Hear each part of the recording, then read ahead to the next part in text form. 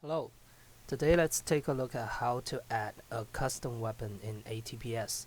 Assuming you have the custom skeletal mesh and pairing animations for both weapon and character, we can begin with setting up the weapon BP. I'll be using existing asset for example. Inside the weapons folder, let's create a child class from BP weapon base. And let's name it BP test weapon. First, we will go through the defining parameters, starting with basic weapon param. Name is the display name of the weapon. Let's call it test weapon. Muzzle velocity is a float value to describe how fast the bullet will travel. The unit is centimeter per second, so let's set it to 30k, and that's 300 meters per second.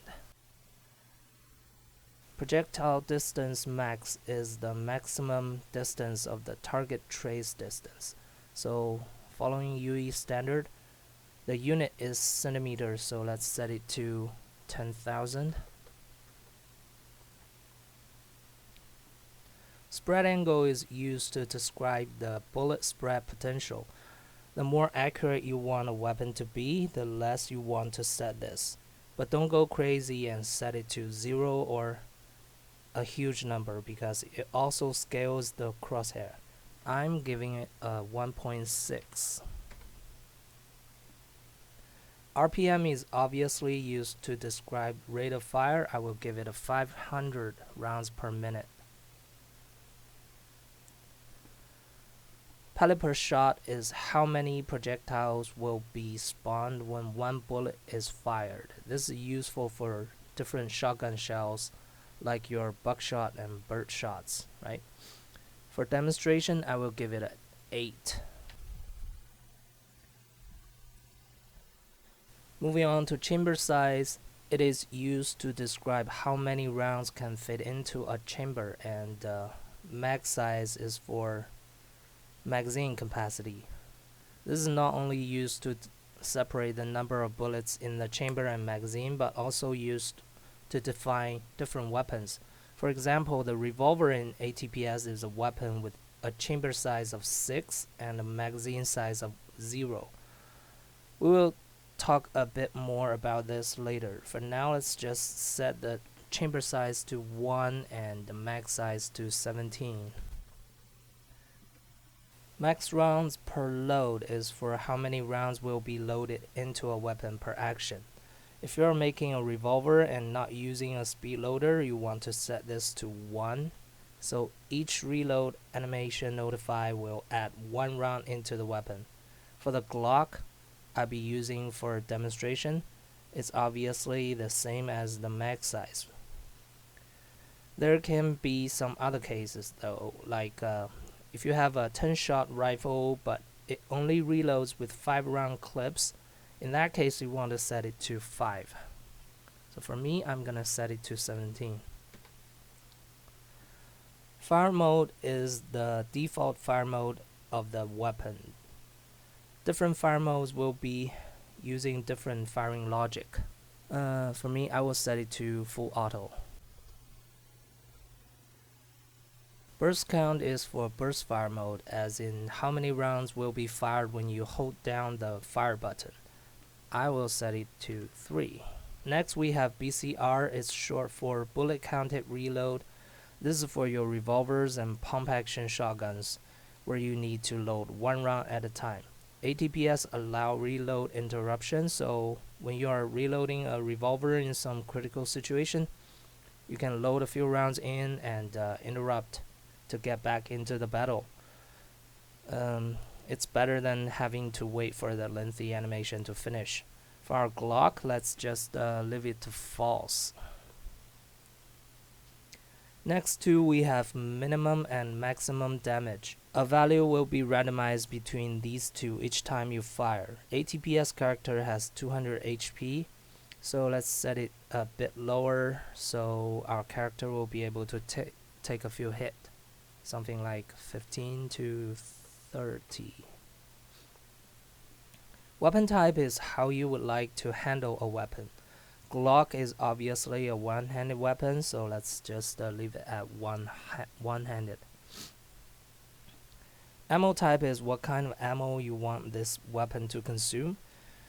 Now, not every one of these ammo types are added to the character's ammo reserve, so you might want to check the character BP for what ammo is given by default.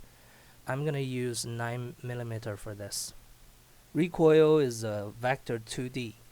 In ATPS, recoil is not predefined but randomized from this vector. The x-axis is an absolute value used to describe horizontal recoil potential, both left and right.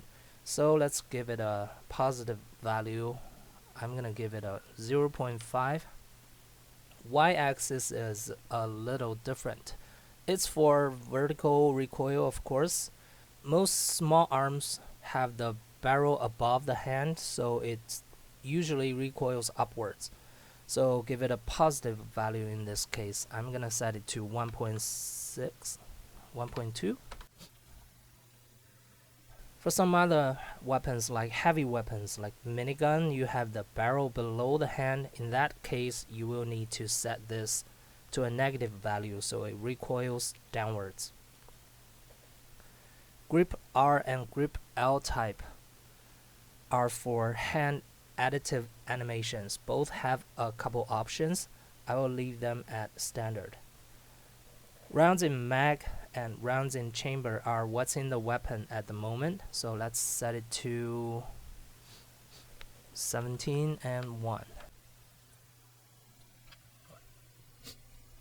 Next couple variables are calculated on runtime, so we don't need to set them here. Let's skip firing, bursts, aim baseline offset, grip L offset. Spread mod is a curve I use to modify the bullet spread behavior. It won't change the spread angle, but it will change the potential for projectiles to either spread out or cluster in the middle. You can use this one for your weapon or skip this. Both are okay. It's not a necessity here. Clip ammo is the type of clip you drop when you reload and throw away a half-empty magazine. Ammo will be retained inside this actor so you can pick it up later. I'm going to use BP pistol ammo pickup. This actor is also used for ammo pickups in the level. This is a child class of BP clip ammo. For your custom weapon, you can make a child from this and fill in the values.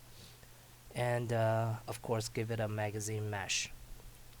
Moving on, we have can speed load. This is an option for old school rifles and revolvers, which normally you can do a bullet counted reload, but can also mag reload with a speed loader or a clip. Take rifle for example. Bullet counted reload will be used when you load a half-empty weapon, but if reloading from a completely empty weapon, mag reload will be used. So that's an animation with the Fiberon clip loading straight into the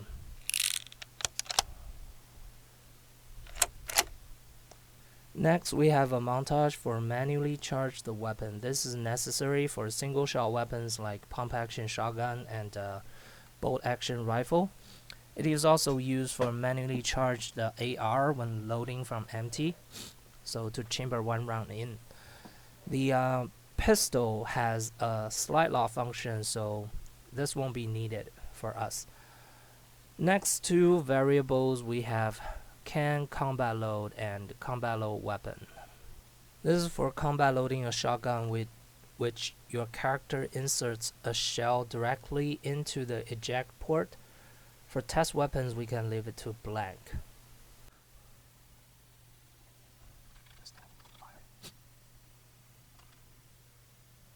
Let's take a closer look.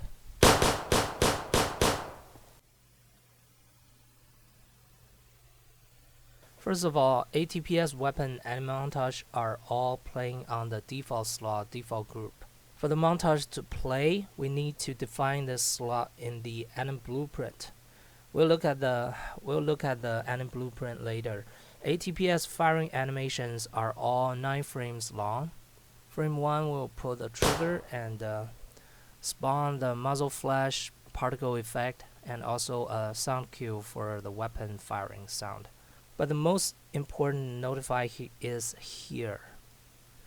This montage notify says none is actually used to trigger the spawning of projectile. So for your weapon anim montage, you can add a notify like this. Select montage notify. Another important thing is the blend in and blend out time. We need to set both to 0, so there will be no blending. For most weapon firing animations, you want to have this enable auto blend out checked.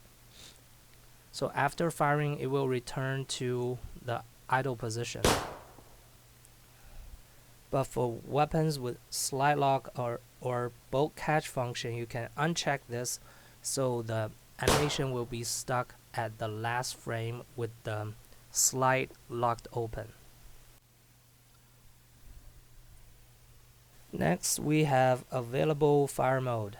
Weapons can have multiple fire modes, so in this array we can add our selections. First one, let's set it to full auto, which is the default one. We can also add a burst fire mode and a semi-auto mode. In game, you can press B to switch fire mode. Slide lock, bolt catch are for weapons that can keep the chamber open when the last round is fired. Our Glock happen to be this type of weapon, so I will check this. Then we have another firing animation for firing last round, mostly the same with the regular firing montage, but this one has the slide locked open and will disable the auto blend out. Projectile class, let's select bullet. Grip R offset is calculated on runtime, so skip this. Power is for bow and charge fire weapon only, and it's also calculated on runtime based on animation length, so let's also leave it blank. Crosshair type of in ATPS, there's a selection of different crosshair types. For our test weapon, I'm gonna select shotgun type. Duckbill effect is a value from 0 to 1. I will use this for shotgun's duckbill choke in the future updates.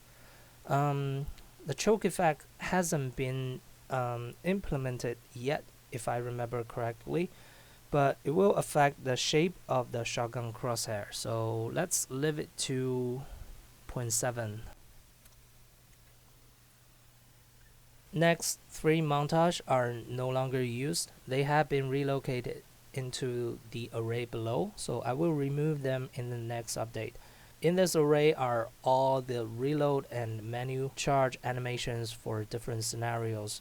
For montage end up with an off in the name, it means this is the offhand animation. Otherwise, it's the main hand animation.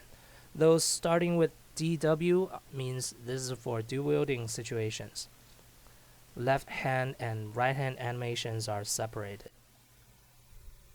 There's also the slide lock reload animation, BCR reload animation, and combat load animation. All are consolidated into this array. So you just need to find them, find what you need, and set the animation montage in here. Now to get the test weapon working, I'm gonna use mag reload and slide lock reload for main hand.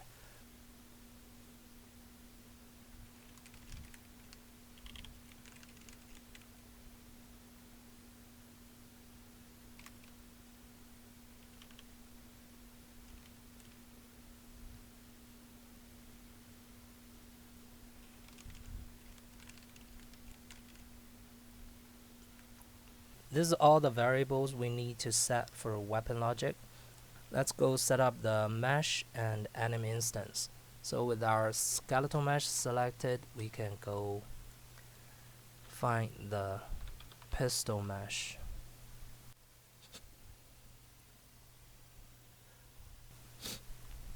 There's something you need to set up for the skeleton, so let's open it up.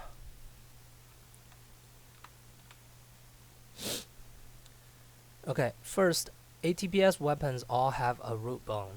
This is used for offsetting the weapons, so different weapons can all fit into one socket under the hand bone. If your weapon mesh doesn't have a root bone, it's very easy to add one in UE 5.3 or inside Blender. And you don't need to worry about adding a root bone, and offset won't apply to the other baked animations you already got. You can use transform modify bone node in the anim graph to apply the offset. Now let's get the important part, sockets. So make sure you get the name right, otherwise the weapon BP may not find the socket and return some wild results. First one is grip L socket. This is the support hand socket used to lock the support hand in place with IK.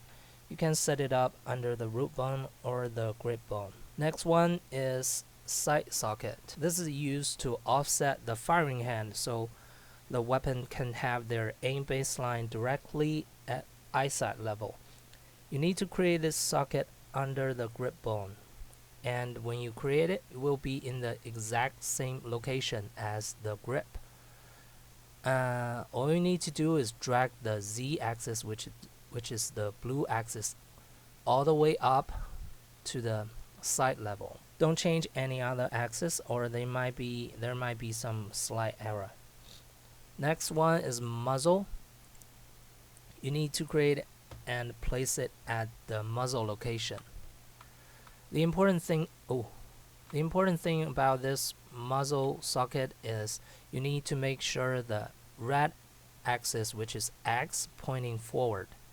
In some extreme situation, ATPS will use muzzle direction for setting projectile initial velocity, so make sure this one is pointing in the right way. Next one, charging handle. It's not being used at the moment, so you can safely ignore it.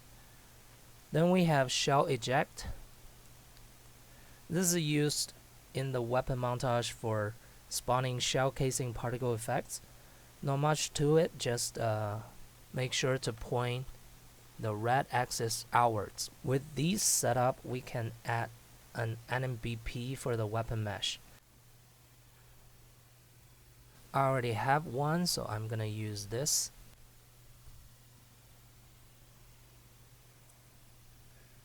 But you can create an NMBP from this menu.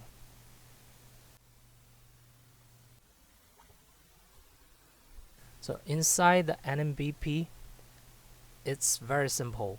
There's no logic in here. It's just some simple setup in the anim graph. So our montage will be played here. You just need to set up a slot node here. Leave it to default slot, default group. This is where our anim montage will play. Also remember I said we can use transform modify bone node to offset the weapon. If you do, make sure to add this node after the slot node. Otherwise, if you place it in front of the slot node, animation will overwrite this offset, won't take effect. Okay, last thing we need is a ref pose. Consider this the idle animation for your weapon. You can use the frame 1 of your weapon animation and set the play rate to 0, so it will stay at frame 1. Or you can try search for ref pose. I believe both of these could work. That's all we need for the weapon NMBP. After you set this up, you can give it to the mesh. Now let's go and set up the character animation.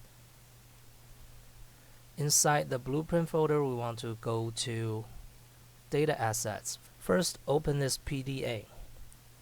And let's add a new element to this all weapon classes array. In here, we want to select the BP test weapon we just created. Save and compile. The character will use this montage selector function to search for the montage we need. Then we add a pin here. Then we want to duplicate one of these map variables. I'm going to use pistol montage and rename it to test weapon montage. Okay, drag it in here and place it here. Map variable is empty, but we don't need to add anything in here. We just need to go to this folder. Now we have two data assets created from the PDA we just modified. One is for UE4 skeleton, the other one is for UE5 skeleton. If you have a custom character, you can create one and retarget the animation montage inside. I'm using UE5 Many for demo, so I'll be adding the montage in here. Open this one up. I'm just gonna copy what's inside pistol variable.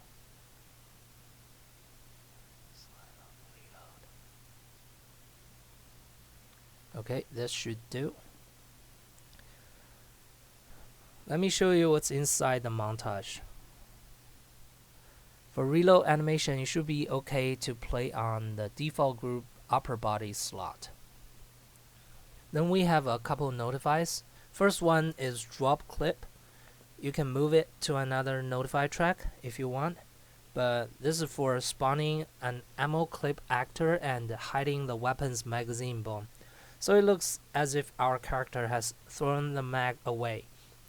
Next one we have get new clip. This is for unhiding the magazine bone, which means we are grabbing a new magazine. The most important one is the last one, reload done. This is actually used for actually adding the ammo from your character's ammo reserve into the weapon.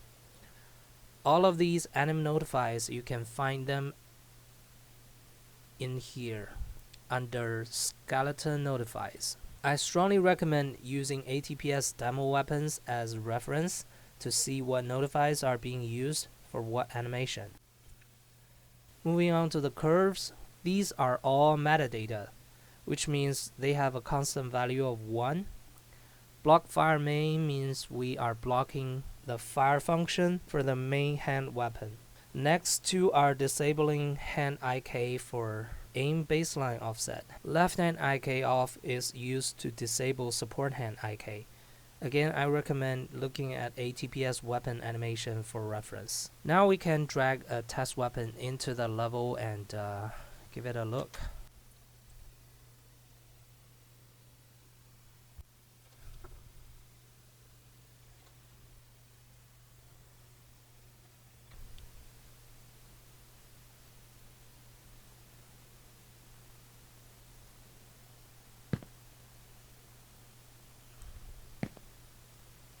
When we point at the weapon, we will see the test weapon name and the ammo it's used.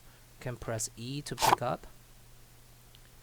Now if we fire a few rounds off, now we're in full auto mode. Press on the fire button, it will empty the clip, and we see the reload animation playing. Press B to switch to burst mode. So 3 rounds burst, and press B again to semi-auto. Only 1 round will fire. Each time we fire, we spawn many projectiles like the shotgun, and damage is actually divided into each projectile. And we can test out some other settings. For example, if we lower the muzzle velocity, perhaps to something like 1000, and change the pellet per shot to 4, that's more countable, and let's change the duckbill effect to 0 maybe.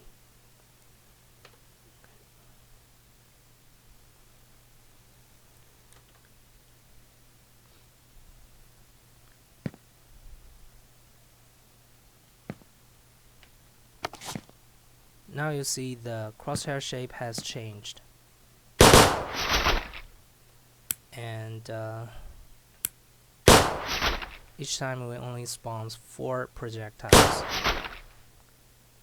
and muzzle velocity is significantly slower, so might want to disable the projectile gravity. You can do that in the projectile blueprint. Let's go to base projectile and go to projectile movement. This option says projectile gravity scale. Let's set it to 0. If you don't want bullet to drop off, then you can set it to 0.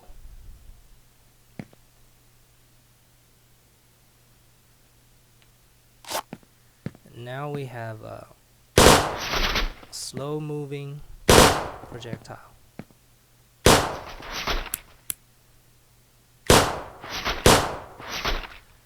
Okay, let's take a closer look at the slide lock reload.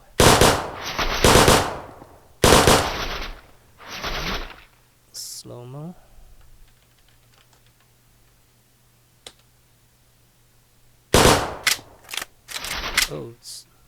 Oh, I'm on client side.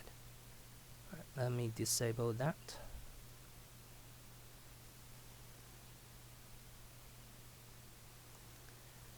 Okay, client side doesn't allow console command if I remember correctly, so that's why console command didn't work.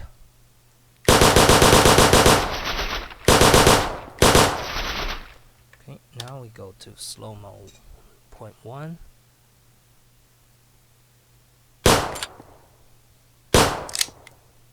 As you can see, the weapon is locked open, and we drop the clip and grabbed a new one.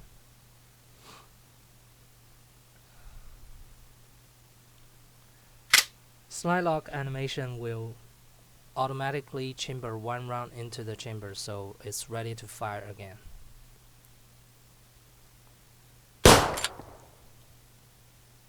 Okay. One last thing I want to demonstrate is the offsetting effect of the sight socket.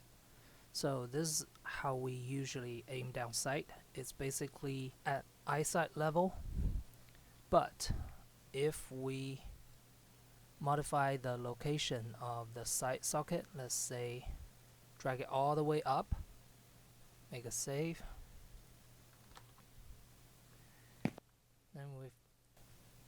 then if we pick this up and try to aim down sight, you can see the sight socket is used to compensate for scopes and higher aim baselines. So this is how you can set up a custom weapon inside ATPS. Let me know if you have any questions.